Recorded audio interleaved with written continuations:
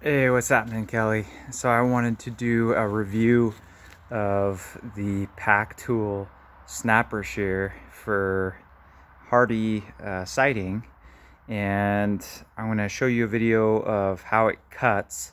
I didn't see any videos of this online, so it was kind of frustrating trying to decide if I should get the snapper tool or if I should just get a blade for my skill saw that is made to cut hardy. And there's a couple things to think about now that I've done almost my whole house.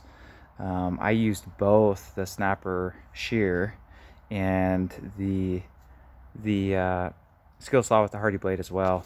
And I'll show you those. I'm gonna flip the camera around.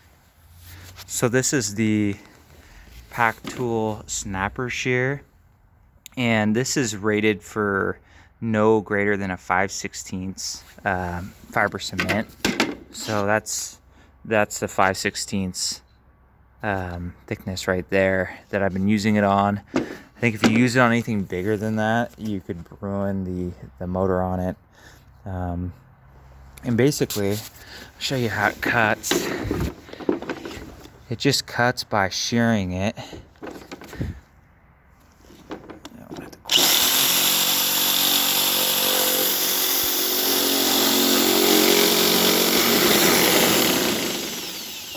Well, you get the picture.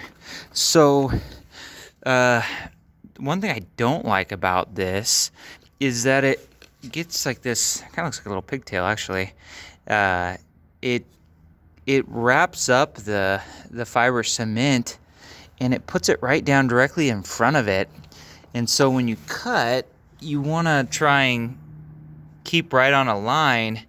And I've noticed that it actually will block your vision, so you're constantly trying to pull this with one hand and cut.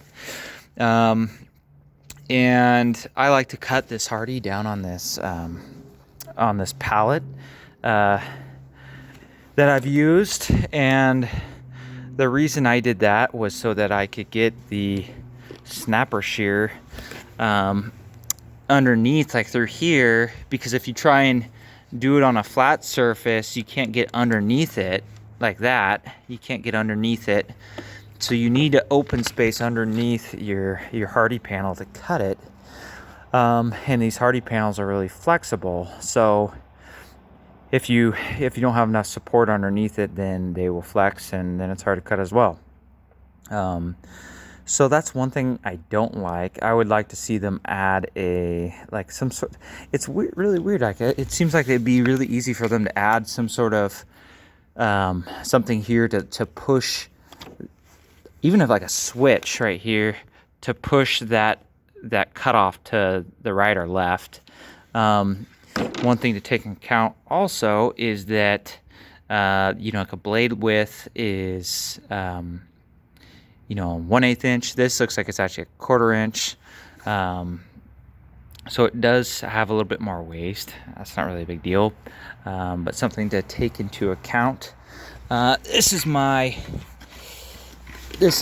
skill saw with the Diablo hardy blade on it, and it's actually worked pretty good. The nice thing about this is that you can do plunge cuts. So like if you have spin my light around here. So if you have like a panel, I don't know if this might be kind of hard to see, but if you have a panel like right here that you need to plunge cut in the middle of your, actually it's more like this right here, where you need to plunge cut up a sheet, you can't really do that with the snapper, with the snappers. You have to plunge cut that with a hardy blade, or I'm sure there's other ways to do it. So that's one drawback to using the snapper shear.